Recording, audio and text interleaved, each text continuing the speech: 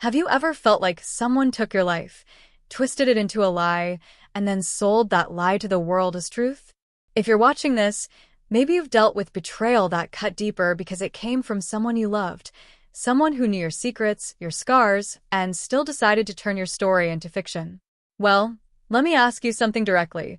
What would you do if your sister, the person you shared childhood bedrooms and bedtime whispers with, published a memoir that erased you from your own family history? Not just erased you, but replaced you with a character so twisted, so fake, that strangers started recognizing her version of your family instead of yours. Sounds like the start of a movie, doesn't it? But no, this was my life. And what I did next turned everything upside down. Stick around, because by the end of the story, you'll know exactly how the truth can become louder than lies, and why sometimes revenge doesn't have to be loud. Sometimes it just has to be published. If you came here looking for answers, I want you to know you're going to get them. Not in vague hints or sugar-coated fragments. You're going to hear the real story. You'll understand the motive behind her lies, the shocking truths she tried to bury, and how I turned her fiction into my own power play.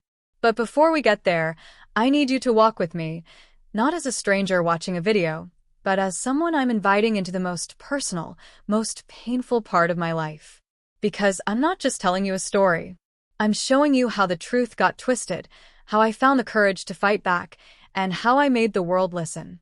Let me take you back to a time before the fame, before the book deals, before the interviews and the TV spots. Back to when our family was still intact, at least from the outside. Back to our quiet, middle-class neighborhood in a small Virginia town, where everyone knew each other's dogs by name and every mailbox had a little American flag sticking out. To the world, we looked like a postcard. 2 parents, 2 daughters, a dog named Rusty, and a porch swing that creaked on Sunday afternoons. But behind that freshly painted front door was a family split in silence. A family built on roles we didn't choose, but were expected to play. She was the golden child, bright, charming, always perfectly composed. I was the misfit, the too quiet, too observant one who saw things, remembered things, and kept those memories like little bones buried deep. I didn't know how dangerous memory could be until she started rewriting it. Her name is Allison, and before everything exploded, she was just my older sister, my best friend, and my biggest rival, all in one. She could command a room before she even opened her mouth. People adore her. Teachers, neighbors, even strangers in grocery stores, everyone gravitated to her smile. She had this way of making you feel like the most important person in the room, while somehow staying at the center of it. I used to admire that about her. I used to wish I had her shine. But as we grew older, I realized something. Shine isn't always light. Sometimes, it's just a very pretty distraction from the shadows. When her book came out, The Ashwood House*, it was marketed as a powerful, raw, and emotional memoir about a girl surviving the trauma of a dysfunctional home. It hit number 2 on the New York Times bestseller list within 2 weeks. Social media exploded with praise. Influencers called it the new Glass Castle. Podcasts couldn't stop talking about her courage.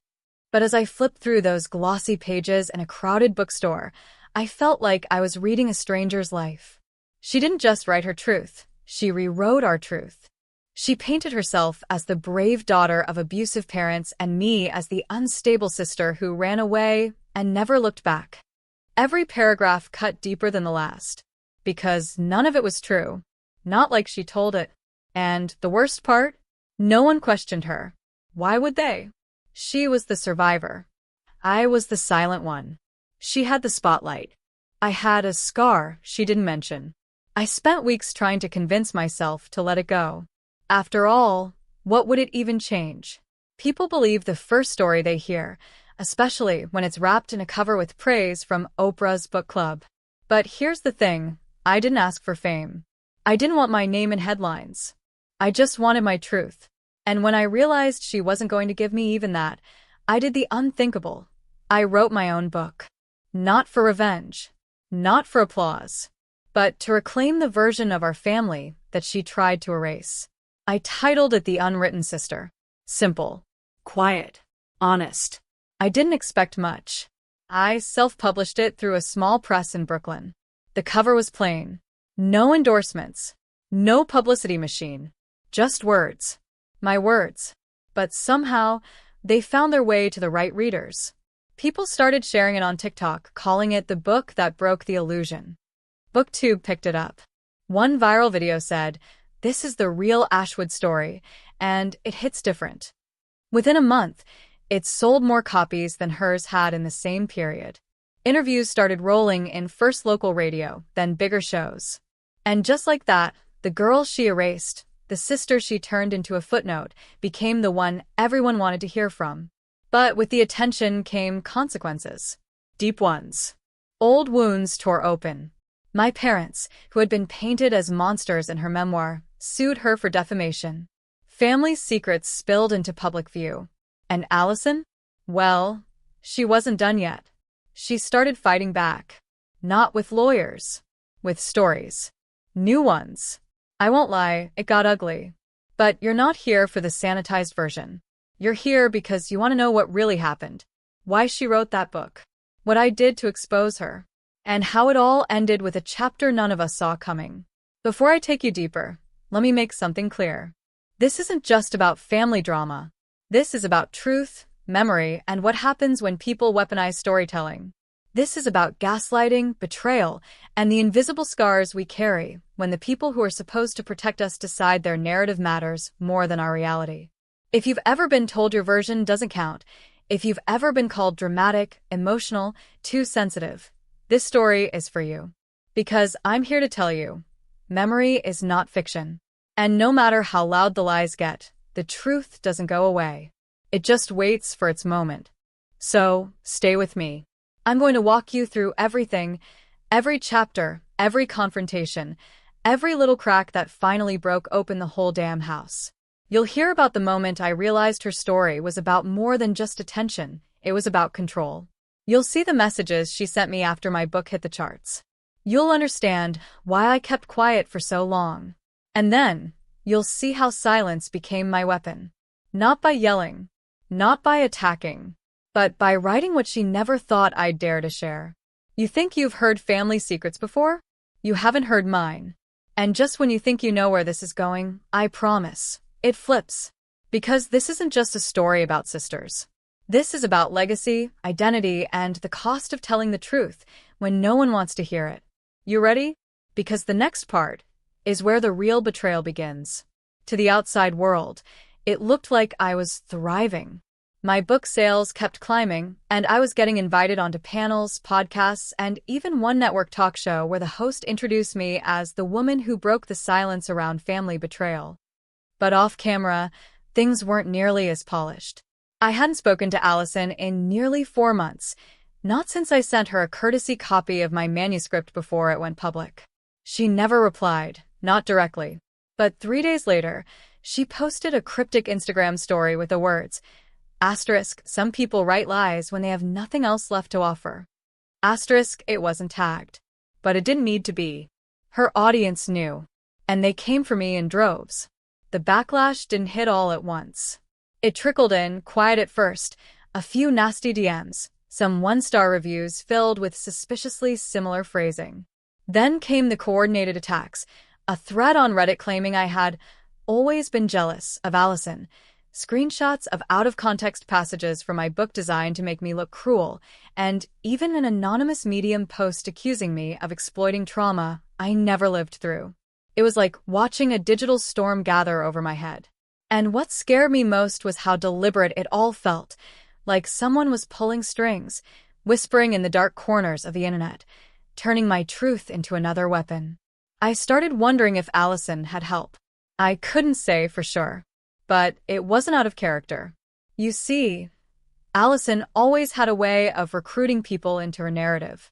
She didn't lie outright, no, she was far more strategic than that. She framed things in a way that made you question yourself. She'd say things like, "I'm just telling my truth," but leave out the parts where she manipulated yours. Growing up, she had this circle of admirers, friends, cousins, even teachers, who believed everything she said, even when it contradicted itself. And when things went wrong, She always had someone else to blame. I used to think it was just charisma. But now, looking back, I realize it was control. And she had perfected it. In the middle of all this, I started to reconnect with people I hadn't spoken to in years. Some reached out on their own, former neighbors, old classmates, even a childhood babysitter who said she always knew something felt off. One message in particular caught me off guard. It was from Jordan, Allison's high school boyfriend. We hadn't spoken since we were teenagers, but he said he read both books and needed to talk. I didn't know what to expect when we met for coffee, but the second he walked in, I could see the years had left their mark. His once slick confidence had been replaced by something heavier, like a man who had been carrying a secret for far too long. He didn't waste time with small talk. He leaned in and said, "There are things I should have told someone years ago. I didn't because I didn't want to get dragged into it. But seeing how she twisted everything, you deserve to know." He went on to describe a side of Allison I had only seen glimpses of growing up. The mood swings, the mind games, the way she made him isolate from friends and family, only to turn cold when he became too dependent. But then he said something that sent a chill through me. "You're not the first person she erased. You're just the first one who fought back." His words wouldn't leave me. They clung to everything. I started wondering who else she had cut out of her life for not fitting the version she wanted to sell. That's when I started digging. Not just into old journals or photo albums, but into her digital history. Archived posts, forgotten comments, even podcasts she had guested on during her book tour. And the more I listened, the more inconsistencies I found. Little contradictions, dates that didn't line up, stories that shifted slightly depending on the audience, details about our family that she conveniently modified or omitted. Nothing damning on its own. But together, it painted a picture of someone who had been building a fiction piece by piece over time. And then came the biggest shock of all. I got a call from my aunt, my mom's younger sister, who lived in Ohio and hadn't been part of the public drama at all. She had read both books quietly and said she believed me. Then she said something I didn't expect. "I kept the letters. From your grandfather. The ones your sister said never existed." I froze. Because in Allison's book, she'd claimed our grandfather, a stern, emotionally distant man who passed when we were kids, had never once written to her, never reached out, never cared. It was a major emotional point in her memoir. But according to my aunt, he had written to both of us. Regularly. She had saved them when our parents moved and forgotten to give them back. She mailed them to me in a thick, fragile envelope. Inside were nearly a dozen handwritten letters, dated and signed, addressed to both Allison and me. Some were warm, others cautious, but all were deeply personal and real. One even mentioned a trip he took with Allison when she was 9, the same trip she had claimed in her book * never happened. * My hands shook as I read them. This wasn't just selective memory. This was fabrication. And for the first time, I realized there might be more to uncover than just artistic license. Maybe this wasn't about telling her truth at all. Maybe this was about hiding something far more damaging. But the question haunted me. Why? Why would she lie about our grandfather? Why paint our parents as villains when the truth was so different? What did she gain by turning our shared history into a story that left everyone else in shadows? That's when I started wondering if maybe it wasn't just about attention, or even trauma. Maybe there was something in our past she needed buried. Something I had forgotten. Or worse, something I had seen, but never understood. I couldn't shake the feeling that someone else was involved. Someone who knew the truth, but had a reason to keep it hidden. My mind kept circling back to Jordan's words. "You're not the first." What if there were other people she had rewritten? Other stories she had altered? Maybe even people who had tried to speak up and had been silenced in other ways. I began compiling a list of names. Childhood friends. Former coworkers. Teachers. Anyone who had been close to her over the years and then suddenly disappeared from her life. The list got longer than I expected. Some never responded. Others said they didn't want to be involved. But a few had stories that made my blood run cold. One woman, Daphne, who worked with Allison during her first job in publishing, told me Allison once manipulated a coworker into quitting by spreading rumors behind the scenes. Another said she caught Allison plagiarizing material for an online blog years ago, but was warned to drop it if she valued her job. None of these stories were criminal, not on paper, but together they suggested a pattern. A carefully curated image that was guarded at all costs. And I began to fear that if I kept digging, I might find something that couldn't be undone. By now, it wasn't just about my book. It was about the story beneath the stories. About the silence she had depended on to build her brand. The silence I had shattered. And just when I thought I had seen the full picture, something arrived in my mailbox. No return address. Just a small, black envelope. Inside was a single photograph, an old Polaroid of Allison and me at the lake, the summer before high school. But someone had written across the bottom in red ink, "You forgot what really happened that day."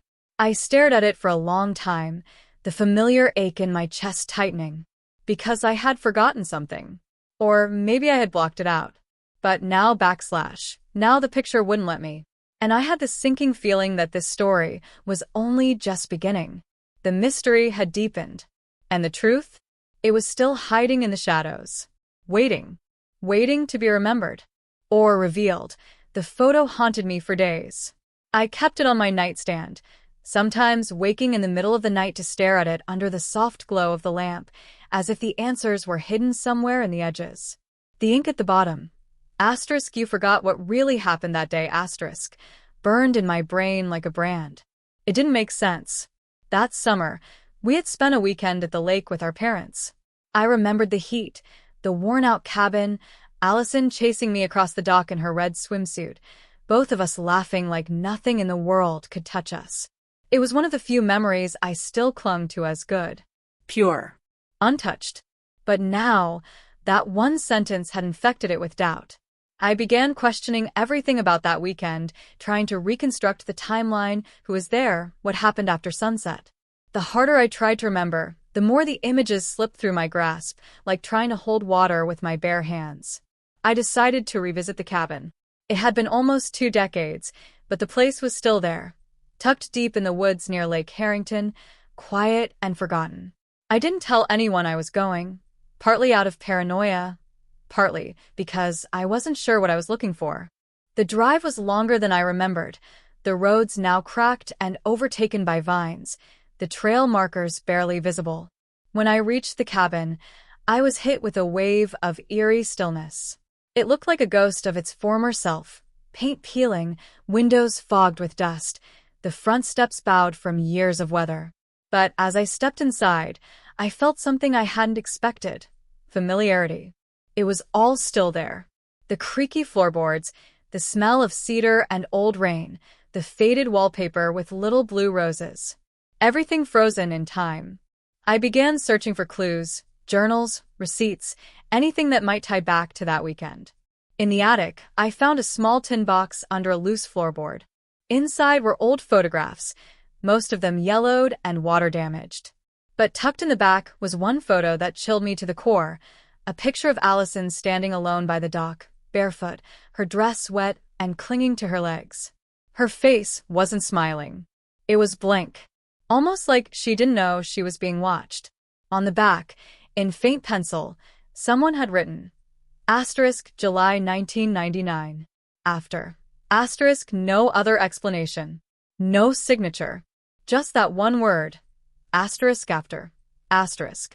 That same night, my car wouldn't start. I tried everything, checked the battery, the fuel gauge, even tried calling roadside assistance, but my phone had no signal. It was like the area had swallowed any connection to the outside world.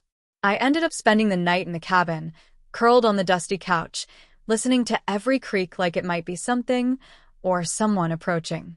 And just before dawn, I heard it. A soft knock. Not on the front door, but on the window. When I turned on my flashlight and ran to look, no one was there. Just footprints in the morning dew, leading back into the woods. When I finally made it home the next day, after hitching a ride from a passing fisherman, I found something even stranger waiting for me.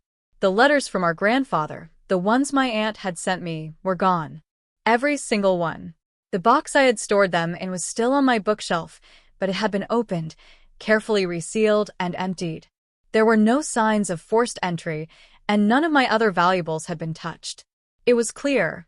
Someone had taken them for a reason. Someone who didn't want them seen. I reported the break-in, but the police couldn't do much. No fingerprints, no surveillance footage, no witnesses. And when I mentioned the possibility of it being connected to Allison's memoir or my book, they looked at me like I was grasping at conspiracy theories. I started to wonder if I was. Maybe I was becoming too consumed, reading too much into shadows. But then I received a voicemail that shattered any illusion that I was imagining things. It was from a blocked number. The voice was disguised, altered digitally, but the message was clear. Asterisk, you're digging in places that should stay buried. Let the past rot where it belongs. Asterisk, it ended with a long silence, and then a sound I couldn't quite place, like the slow creak of an old dock, wood bending under weight. The kind of sound you'd hear if someone was walking alone at the edge of a lake. I didn't sleep that night. My thoughts raced in loops. Who would go this far to protect Allison's version of the truth? Was it her? Someone close to her? Or was I starting to pull a thread that had nothing to do with the book and everything to do with something darker? That old photo, the one of her by the dock. It kept resurfacing in my mind. Why would someone take a picture like that and write after on it? After what? I reached out to Jordan again, hoping maybe he could fill in the blanks, but he didn't answer my calls. A few days later, I received a short text from an unknown number. Asterisk, he won't talk anymore. Let it go. Asterisk, that was it. No name. Just those 6 words. The timing was too precise. Someone was watching my movements, maybe even inside my circle. The most unsettling part came when I started reviewing Allison's interviews again, this time with fresh eyes. I noticed something in one of her early podcasts, something I hadn't caught before. When the host asked her about that summer at the lake, she hesitated, just slightly, before answering. Her voice dropped, her smile faltered. Then she quickly redirected the conversation to something safer. But for just a few seconds, I saw something unfamiliar on her face. Not sadness. Not nostalgia. Guilt. Now I'm left with more questions than answers. What happened that summer that she never wrote about? Why are people warning me to stop? And who sent that photo? Was it a threat? A memory? Or a clue from someone who wants the truth out but can't reveal themselves? Whatever it is, I know one thing. I'm not backing down. Not now. Because the closer I get, the more I feel it in my gut. There's something about our past that's been buried deep. And someone out there is willing to do whatever it takes to keep it hidden. Just when I thought things couldn't twist any tighter, the story yanked in a direction I never saw coming. I was still piecing through the silence that had fallen after the voicemail, the creaking dock sound replaying in my mind like a warning on loop, when I received a text from someone I hadn't spoken to in years. Camille. She and I used to be inseparable in college. Roommates. Confidants. The kind of bond you think will never fade until life drags you into different orbits. She had known Allison too, though more from the distance of brief visits and holiday breaks, never fully entangled in the sibling dynamic. So when she messaged me out of the blue saying, asterisk, we need to talk. Something strange just happened. Asterisk, my pulse spiked instantly. I called her that same night, and when she answered, her voice was shaking, tight and flat, the way someone sounds when they're holding back fear. Camille told me that 2 nights prior, she had returned home from work to find a white envelope wedged beneath her apartment door. No stamp, no name, just her address scribbled in messy black ink. Inside was a photocopy of a yearbook page from our freshman year at university, the photo of Allison circled in red. Below it, typed in uneven, ransom-style font, were the words, asterisk, she lied to you too. Asterisk, there was no explanation. No contact information. No other clues. Just that. And the eerie part? Camille hadn't spoken about Allison in years. She hadn't posted anything related to me or the memoirs. She deliberately stayed out of the public side of all of it. Someone had gone out of their way to find her, to bring her into this. Camille hadn't wanted to believe it was serious until, 2 days later, she noticed that someone had gone through her mailbox. Letters misplaced. A package opened and retaped. She filed a report, of course, but like me, she got nothing back. No cameras. No witnesses. No leads. But her gut was screaming the same thing mine had been for weeks. This wasn't random. Someone was orchestrating something behind the scenes. When she told me all this, I felt a cold, heavy pit open in my stomach. Because if Camille was being pulled in now, that meant this had never just been about the books or even about the lake. This was spreading, reaching for people who barely touched the edges of our family. Which meant there had to be a deeper reason someone wanted these memories kept buried. And then, just as I was trying to absorb that, another piece of the puzzle cracked everything wider. I'd been working with an independent fact-checker, a woman named Felicia I hired quietly after the break-in. Her job was to sift through every public record, every photograph, every school transcript and medical document connected to our family, to Allison, and to that summer. I didn't want to miss anything again. Felicia was meticulous and discreet, and I trusted her. But one morning, I opened my inbox to find a message from her flagged urgent. She discovered something while combing through hospital admission records from the summer of 1999. According to a file she found, almost accidentally, buried deep in an offline database, there was an emergency room intake under Allison's name, dated July 7th, the exact weekend of the lake trip. The reason for the visit was listed as injury sustained from accidental fall near water. No follow-up, no police report, no mention of any witnesses. And the address used? It wasn't our family's home. It was a foster care group address 2 towns over. That one line set off alarms in my head, because Allison had never been in foster care. Never even close. We had grown up together in the same house, with the same parents. No separation. No custody issues. At least, not that I ever knew of. But according to the record, that address had been listed as her residential care provider for 3 days prior to the hospital visit. 3 days I had no memory of being apart from her. The document shouldn't have existed. And yet, there it was, archived, verified, real. I called my parents in a panic, pressing them for answers, but they reacted with that same quiet, stony caution that had haunted my childhood. My mother deflected. My father said I was digging into things that wouldn't change anything now. When I pushed harder, he snapped, something he almost never did, and warned me to stop. "It's not your story to tell," he said. Those words lit something in me I didn't know was still burnable. Because if it wasn't my story, whose was it? And why had everyone spent so much time making sure I never heard it? That same night, I received a second voicemail. This time the voice wasn't masked. It was low. "Mail. Come." It said, "You're getting close to something very old. Something that doesn't want to be unearthed. Think carefully about the next person you drag into this." I replayed it over and over, analyzing every breath, every pause. The voice didn't sound like anyone I recognized, but it carried a strange weight, like it wasn't just a warning. It was a promise. From that point on, nothing felt safe. I started watching everyone more closely. Even Felicia, who had helped me from the start, started pulling back, asking to pause her involvement until things cooled down. Camille said she was thinking about leaving town for a while, afraid that whoever left that envelope might come back. Even my neighbors began acting different. Quiet stares, long silences in the hallway.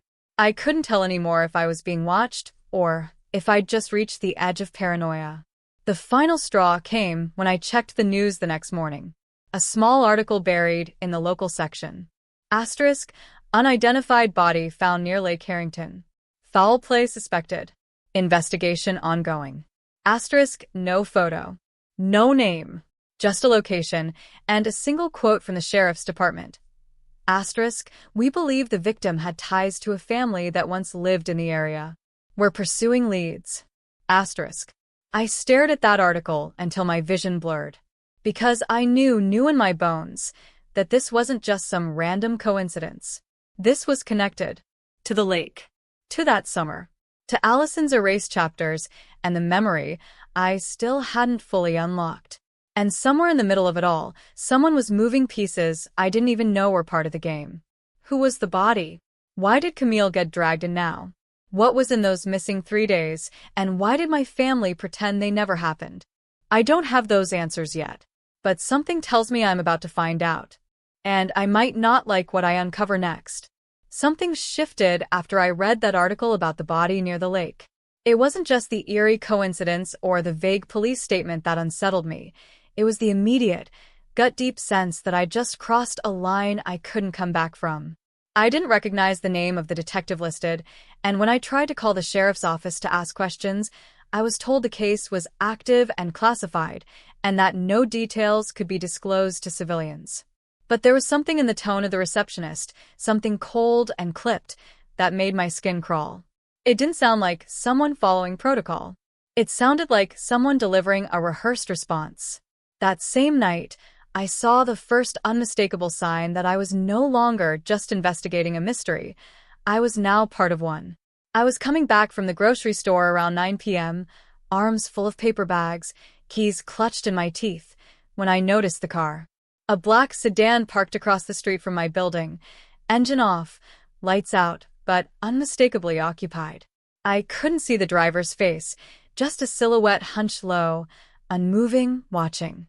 I paused for only a second, trying to rationalize it. Maybe a neighbor. Maybe someone waiting for a rideshare. But something inside me, the part of me that had been picking up on all the unspoken tension for weeks, screamed that this wasn't random. I tried to act normal, carried my bags up the front steps, unlocked the door, and didn't turn around. But from my apartment window, tucked behind the curtain, I watched the car stay exactly where it was. For another hour, until it finally pulled away, slowly, deliberately, as if whoever was behind the wheel wanted me to know they were in no rush. I couldn't sleep that night. I kept imagining footsteps in the hallway, shadows at the edge of the window, keys turning in locks that didn't belong to me. The sound of my own breath became deafening. I double-checked the door locks, wedged a chair under the knob, and sat with my back against the wall until sunrise. Every little sound jolted me. The rattle of a passing truck, the creak of the building settling, the hum of a refrigerator. My nerves felt like live wires, buzzing under my skin. I'd never felt that kind of fear before, not when the book came out, not when Allison went silent, not even when I found out my grandfather's letters had been stolen. This was different. This felt personal, like someone had decided I'd gotten too close. The following morning, I tried to call Camille again. I hadn't heard from her since our last conversation, and something about her sudden silence gnawed at me. She wasn't the type to ghost people, not when things were this serious. Her phone went straight to voicemail. No social media updates, no response to my emails. I debated whether I was overreacting. Maybe she'd taken my advice and gone off the grid for her own safety, but when I contacted her office, a polite voice on the line told me she hadn't shown up for work in 4 days. No call. No message. Nothing. I asked if they'd reported it. They hadn't. Not yet. My heart thudded in my ears as I hung up, barely able to breathe. I filed a missing persons report that afternoon. I gave the officer everything: her last known address, the envelope she received, the threats, even the car I saw outside my building. But again, I was met with indifference, polite but disinterested. It felt like trying to shout through glass. I was starting to feel like the more I uncovered, the more invisible I became.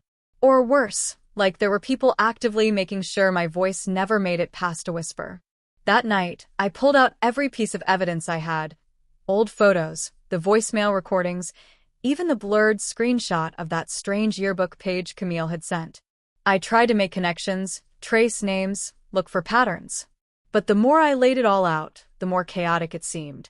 Like someone had designed the story to be unsolvable. And then, the most chilling moment yet happened. Around 2 a.m., I was sitting at my desk, scrolling through archived news reports from 1999, when the power in my apartment cut out. Not the building, just my unit. Everything went dead. Lights. Laptop. Even my phone stopped charging. I sat frozen, listening to the silence wrap around me. Then I heard it. The unmistakable sound of a door handle jiggling. Slowly. Carefully. Not the main hallway door. The one that led to the small balcony outside my bedroom. A door no one used. A door that should have been locked. I didn't move. I didn't even breathe. I could feel every hair on my body stand on end, my mind screaming that I was no longer just being watched. I was being hunted. I reached slowly for my phone, fumbling to turn on the flashlight app. Nothing. Just a dead screen. I crawled across the floor to the hallway, inch by inch, my back pressed against the wall like I was hiding from some monster I hadn't yet seen. I waited. 10 minutes passed. Then 20. I didn't hear the jiggling again. But when the lights flickered back on around 3 a.m., I found something that turned my blood ice cold. The balcony door was unlocked. Not broken. Not forced. Just unlatched. As if someone had already been inside. Or had a key. That was when the realization hit me full force. This wasn't just about a story anymore. This wasn't just about family secrets or buried memories or twisted memoirs. Someone, somewhere, was willing to risk everything to make sure I stopped. And they were getting bolder. More brazen. Closer. I spent the next day packing a bag. Essentials only. Documents, copies of everything I'd found, a burner phone, my laptop. I couldn't stay there anymore. Every creak of the floorboards, every passing car outside, felt like a threat. I didn't even tell my parents I was leaving. They had been too quiet through all of this, too cryptic when I needed them to be transparent. I didn't know who to trust anymore. Not entirely. Not even Felicia. I hadn't heard from her since she sent that hospital file, and every email I sent now bounced back like she'd vanished into thin air. But before I left, I checked my mailbox one last time. Inside was a padded envelope. No return address. Inside was a flash drive. No label. Just a sticky note attached that said, *, she wasn't alone that day. You were there too. *. My hands trembled so badly, I could barely keep the drive steady as I plugged it into my laptop. But when the file opened, what I saw wasn't a video. It was a series of still images, old, grainy, but unmistakable. Photos from that lake trip. Some I didn't remember being taken. Some I had never seen in my life. One showed Allison sitting on the edge of the dock, tears on her face. Another showed me, standing behind her, staring into the water. The final photo was different. It was from further away, taken from the trees. In it, a third figure stood in the shadows, watching both of us. My mind raced, heart pounding so hard I could feel it in my throat. Who was the third person? Who had taken the photo? And why did it look like they were part of the scene but never meant to be seen? Before I could process it, the screen went black. The flash drive fried itself. I smelled the faintest burn of plastic. Whoever sent that message had no intention of letting me keep the proof. But they wanted me to know that the story I thought I was telling wasn't even the real one. Not yet. I left the apartment before dawn. The last photo from that corrupted flash drive burned into my memory like a scar. That shadowy figure in the trees, so still, so deliberate, it had reawakened a sickening unease inside me. The way they stood there, watching, not interfering, like they already knew what was going to happen, it didn't feel like coincidence. It felt planned. I drove for hours, no destination in mind, just needing to get away from everything familiar. Away from that building. Away from that unlocked balcony door. Away from the growing sense that I wasn't just uncovering a family secret, I was unraveling something older, something buried so deep it had taken years to resurface. I rented a room under a fake name in a small town off the highway and spent the next 2 days combing through my files, photos, scribbled notes, audio recordings, anything that could help make sense of the chaos that had consumed my life. That's when I found the twist I never saw coming. It was something small, something I should have noticed sooner. One of the earliest letters from my grandfather, the ones I thought had been stolen, had been scanned and saved to a cloud folder weeks ago. I had completely forgotten about it. It was a short letter, written in shaky handwriting, dated 3 weeks before his death. But tucked in the last paragraph was a line I had missed during the initial reading. Asterisk, tell her I forgave her. It was never her fault. She was just a child. We all were. Asterisk, I stared at that line for what felt like hours. Tell who? Forgave her for what? I had assumed it was about Allison. He always had a softer spot for her. But something about it felt off now. I started looking closer, at the envelope the letter came in. Postmarked, sealed, but with a return address I hadn't paid attention to before.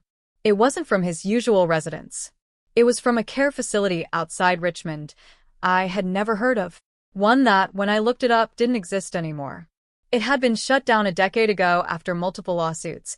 Abuse, malpractice, wrongful institutionalization. I kept digging. And what I uncovered next sent a chill through my spine so deep it felt like ice in my bones. Allison had spent time in that facility. Not as a visitor. As a patient. Only briefly, 3 weeks to be exact, when we were kids. I found the admission slip buried in state archives. Redacted, but readable. She had been 12. I was 9. My parents had never told me. They never told anyone. And she had never mentioned it in her book. But that stay lined up exactly with the mysterious 3 days in July, the 3 days when she supposedly wasn't in our home, when she was listed at that foster group address. Suddenly, the hospital file made sense. She had been transferred directly from that facility after an accident near water. But the story didn't end there. It exploded. Because I wasn't the only one with a scanned copy of the grandfather's letter. Jordan, Allison's old boyfriend, the one who had originally reached out, texted me out of nowhere. Just a single photo. The same letter. Same handwriting. Same date. But his version had an extra line. A postscript, in smaller ink at the bottom. Asterisk, if she ever remembers the woods, don't let her be alone. Asterisk, I called him instantly. He didn't answer. I called again. Then again. Finally, a woman picked up, a nurse. Jordan had been admitted to the hospital that morning, the result of a hit and run. No suspects. No witnesses. And he was unconscious, in critical condition. The nurse said his wallet had been missing when he arrived, and his phone had been wiped before they could access anything. Whatever he had planned to tell me, he never got the chance. That's when I realized I had it all backwards. I'd been looking at this mystery as something happening to me, as if I were the outsider poking around someone else's secrets. But what if I wasn't the outsider? What if I was the missing piece? I had always believed Allison had rewritten history to silence me, to bury the truth about our family for her own gain. But what if it wasn't me she was trying to silence? What if she was protecting me all along? I started reviewing every chapter in her book with fresh eyes. Not as a critic, as someone searching for hidden messages. And slowly, piece by piece, it started clicking. The metaphors, the timelines, the inconsistencies, the character she had painted as the unstable sibling, the one who saw things no one else remembered, who wandered into the woods and came back changed, had been modeled after me. Not as a villain, as a mirror, a reflection. She hadn't been erasing me. She had been warning me. Quietly. Desperately. Trying to help me remember something I had buried so deep, even she wasn't sure it had really happened. I called my mother again. This time, I didn't ask. I demanded. I told her about the letter, the facility, the photographs, the missing 3 days. And after a long, agonizing silence, she said something I'll never forget. Her voice cracked, not with fear, but with grief. Asterisk, we thought you were too young to remember. We were trying to protect you, but maybe that was the mistake. Asterisk. Then she hung up. I sat in silence for what felt like an eternity. Everything was unraveling. The stalkers. The break-ins. The whispers in the dark. They weren't trying to stop me from exposing Allison. They were trying to stop me from uncovering something about myself. Something that happened in those woods. Something Allison remembered, and I did not. And now someone else, someone powerful, someone hidden, was making sure that memory stayed buried. But here's the part that makes my blood run cold. If Allison had been trying to protect me this entire time, why had she gone silent? Why had she never said anything outright? Why the cryptic messages, the rewrites, the erasure? Unless she was still protecting me. Or worse, unless she was afraid of me. And now, for the first time, I'm beginning to wonder if the truth I've been chasing might be something I don't want to find. The truth didn't come to me in a grand revelation or wrapped neatly in a confession. It came with a chill in the air, a storm rolling over the trees, and a single, unexpected phone call. It was from a restricted number, and I almost didn't answer. But something in my gut told me to pick up. The voice on the other end was familiar, soft-spoken, like it belonged to a memory I had once loved and since learned to fear. It was Allison. She didn't greet me. She didn't even acknowledge the weeks of silence between us. She only said one thing. Go back to the lake house. You left something there. Then she hung up. I don't remember driving there. Only the way my hands trembled on the steering wheel, how every mile felt heavier, as though the road itself was warning me to turn back. The cabin looked the same as before, abandoned, frayed by time. But something about it felt different now. Like it had been waiting. Not for me. For this. I stepped inside with a flashlight, my fingers trailing the dusty doorframe, trying to steady my breath. The storm outside cracked once, thunder rolling like a drumbeat of fate. I walked past the living room, up the creaking stairs to the attic, where I had once found that tin of photographs. But the floorboard was open again. And this time something else was inside. A small, rusted audio recorder. Not new. Not digital. One of those old, clunky handheld devices with a cassette jammed into it. There was a single sticky note attached to the side. Press play. Remember, my fingers hovered over the button for too long. Part of me didn't want to know. Not anymore. I was terrified that whatever came through that speaker would confirm everything I'd been trying to deny, that something had happened to Allison, and I had been part of it. Or worse, that it had happened to me, and the version of myself I'd clung to all these years wasn't real. I pressed play. At first, just static. Then the low hum of crickets, the distant splash of water. And then voices. Mine and Allison's. Younger. Higher pitched. We were laughing. Running. I heard the crunch of leaves, the wind blowing through branches, and then something else. A third voice. Male. Rough. Not our father. Not someone I recognized. The laughter died in an instant. Allison screamed. I yelled something incoherent, a frantic plea. Then footsteps. A struggle. Splashing. A sharp cry. The sound of someone falling. And finally, silence. It took me a minute to realize I was sobbing. The recorder clicked off, the tape out of breath, and I dropped it like it burned. The memory hit me in waves. Images I'd long buried began crawling out from the shadows. That summer, we weren't alone at the lake. Our parents had gone into town, and an old family friend, a man I hadn't thought about in decades, had offered to watch us. A man whose name was whispered in the neighborhood even then, whose reputation made adults shift uncomfortably. That day in the woods, something had gone wrong. He'd followed us. Cornered Allison. I'd frozen. I hadn't understood. And then, in a panic, I'd pushed him. He'd fallen. Hit his head. Into the water. We never told anyone. My mind reeled. We were kids. Scared. Confused. Our parents must have found out and covered it up, shipped Allison to that facility, erased the event from every file, every photo. They'd wiped the slate clean and raised us like nothing had ever happened. But Allison never forgot. She lived with the guilt. And my brain had protected me, the only way it knew how. It buried everything. I heard movement downstairs. At first, I thought it was the storm.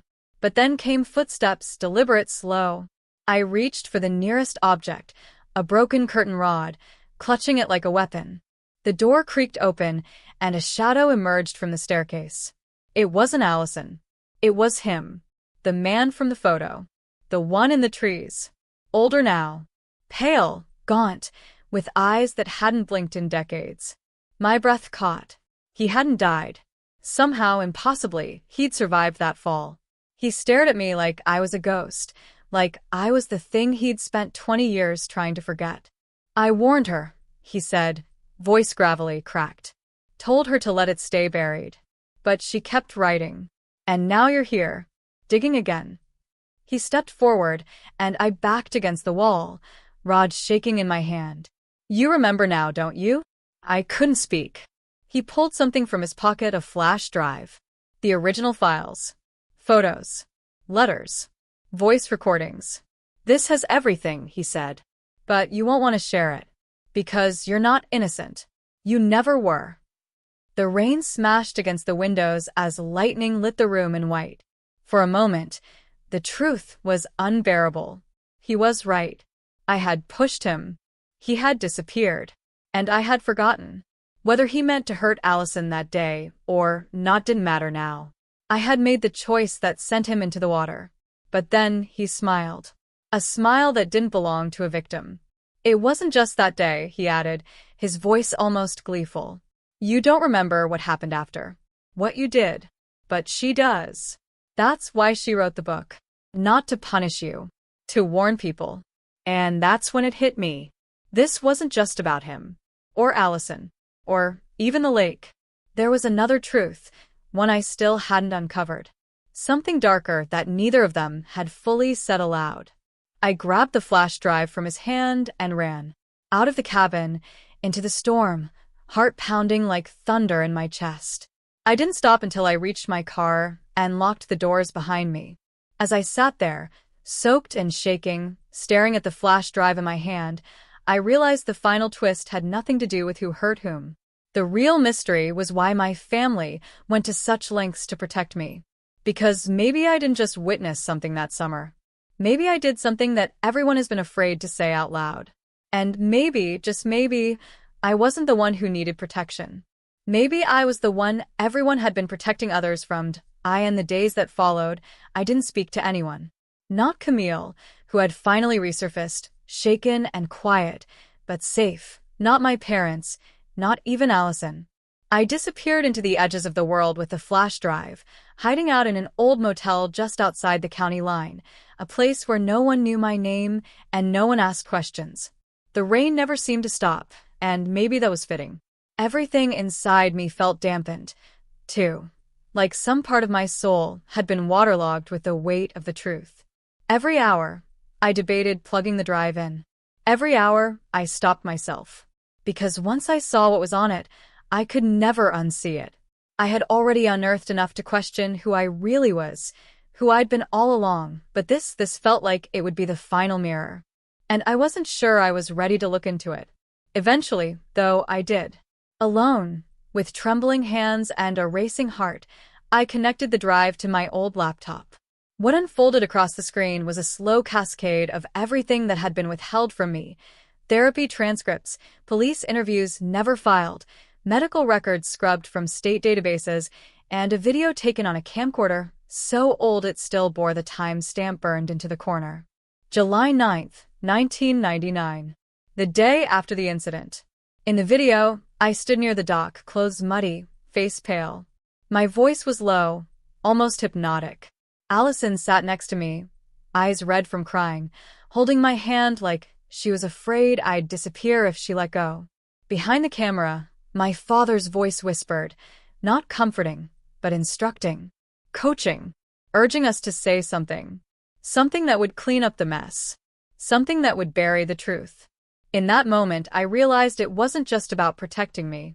It was about protecting the illusion of who we were. Of what kind of family we had always pretended to be.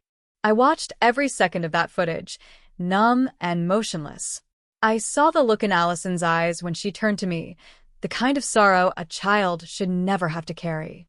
She had been holding that grief for years, while I had walked around with the luxury of forgetting. It hit me all at once. The memoir wasn't a betrayal. It was a cry for help. A desperate attempt to turn the pain into purpose. Every chapter she wrote, every omission, every veiled metaphor, it was her way of telling me without telling me. Of trying to save me while quietly falling apart herself. I called her the next day. The conversation wasn't easy. The silence between words stretched wide, heavy with everything we had never said. But eventually, through tears and long pauses, We began to put the pieces together. She told me how she'd begged our parents to get me help, how they convinced her it was better to pretend nothing happened, how the years in that house became a silent performance where no one dared speak too loud or look too deep. She told me about her guilt, about the nightmares, about the moment she decided to write the book, not for fame, but because she was afraid of what would happen if she stayed silent any longer. We met at the lake one last time. The water was calm, the dock half-rotted, but the air felt different. Lighter, maybe. Or maybe I was different. We stood there side by side, two grown adults carrying the weight of a childhood no one else would ever fully understand. I handed her the flash drive. She didn't ask what was on it. She didn't have to. She just nodded, tucked it into her jacket, and said, "Asterisk, it's your story too. But I think we've told enough of it for now." Asterisk, and she was right. Not every truth needs to be shared with the world. Some are meant to be held, not broadcast. Some are meant to be honored in silence, not sold. In the months that followed, I disappeared from the public eye. The book had already made its impact, an unexpected bestseller, dissected in podcasts, shared in YouTube essays, quoted in therapy circles. People debated whether it was truth or fiction. They argued over metaphors and timelines, praised its emotional honesty, criticized its ambiguity. No one ever guessed how real it was. And that was fine. Let them guess. The truth was ours now. Camille moved away. Felicia started a new job and never reached out again. Jordan eventually woke up, but he refused to talk to the press or speak to me. Maybe his piece of the puzzle will stay missing. Maybe that's for the best. As for the man from the woods, the one who should have died, the one who returned like a ghost, I never saw him again. Whether he disappeared for good or is still watching from somewhere, I'll probably never know. And that, too, I've decided to let go. I've started writing again. Not for anyone else. Just for me. Quiet pages. Private journals. Words that won't see a publisher or a camera lens. I've begun piecing together the version of myself that I had forgotten, and while that version is darker, messier, more fragile, it's also more honest. I'm learning to live with the truth. And maybe that's the most powerful kind of peace any of us can hope for. But every so often, when I'm driving through a small town or scrolling through a news feed or walking near the edge of a wooded trail, I still feel it, that sense that something is just beyond my reach. That a part of the story hasn't quite finished telling itself. That there's another letter out there, another voice memo, another door left half open. And I suppose that's the way these things end, not with a full stop but with a pause. A breath. A space wide enough to wonder. What else have we forgotten? And what happens when it remembers us?